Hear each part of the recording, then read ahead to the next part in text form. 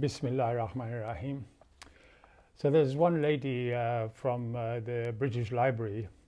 Her name is Annabel Gallup. You can check her out on Twitter if you like. The reason I mention her is because she's often taking to task that she's often inveighing against people who don't quote sources. Of course, when quoting some piece of academic research, they don't mention the person who's done that research. So she often is, raising her voice against people who don't quote sources.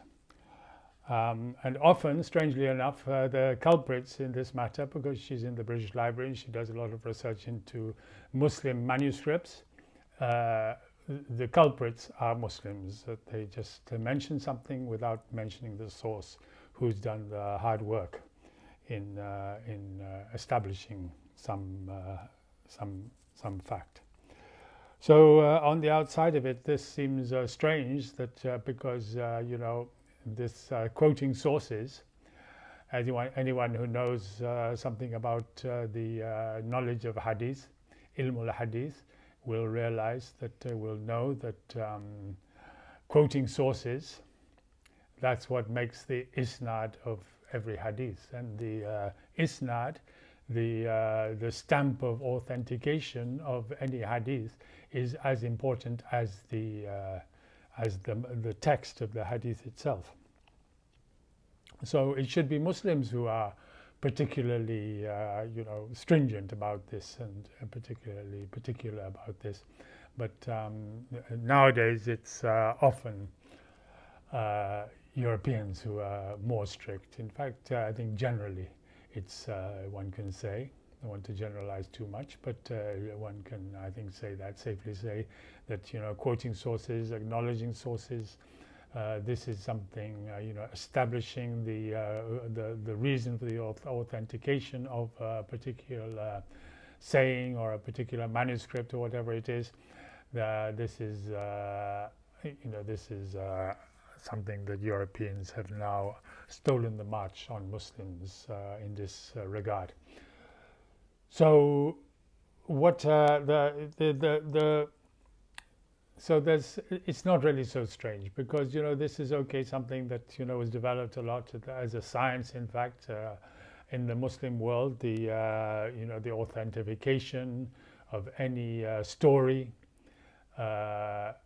this was something that was established as a science in the Muslim world. But it's not strange. There were so many things that were developed in the Muslim world and then were transported to Europe, particularly during the time of the Renaissance. And there were channels whereby these Muslim skills and Muslim learning found its way into Europe, particularly at the time of the Renaissance. So it's not so strange that Europeans should now be more advanced than Muslims in this matter. It's not so strange because for Europeans this was a matter of discovery. They discovered these values. They saw the intrinsic worth of these values and these practices, whereas for Muslims had come after a long time to take them for granted. So I'd like to get on to another point here, that when there's something that the Europeans are more advanced in than Muslims, and then Muslims have the opportunity to learn from the West on that count. Take, for instance, scientific education nowadays. The Europeans in general are much more advanced than Muslims in science. But that doesn't take away from the fact that a lot of the early scientific discoveries were originated in places like the Dar al-Hikmah of the Abbasid court. And, and then as time went by, they found their way into Europe, and then Europe developed them. So, there's nothing wrong with Muslims repaying the compliment that it's something that Europeans learned from Muslims. there's nothing wrong with Muslims learning from Europeans in that field either. So you know, this I mentioned scientific education, so you know that's not something. It's you know, the fact that it's something that's coming from the West doesn't mean that we have to oppose that, because as often as not, the Europeans will have learnt that practice or acquired that learning from the Muslims in days gone by. So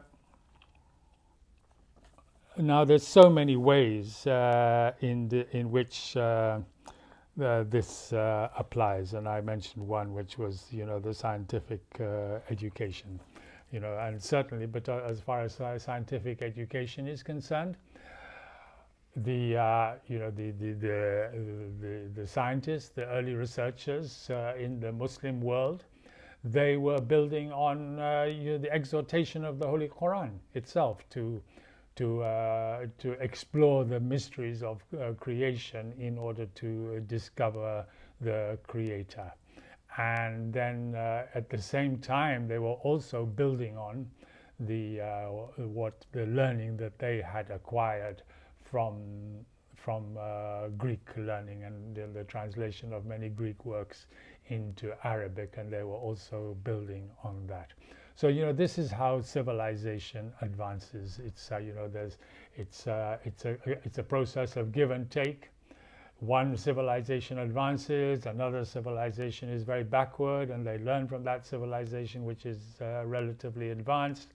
Then that civilization which used to be very backward becomes more advanced than the other one, and then the other one then learns from the civilization which has stolen the march on them. That's how things work, not only in science, not only in quoting sources, but in every walk of life. أقول قولي هذا وأستغفر الله لي ولكم ولسائر المسلمين إنه هو الغفور الرحيم.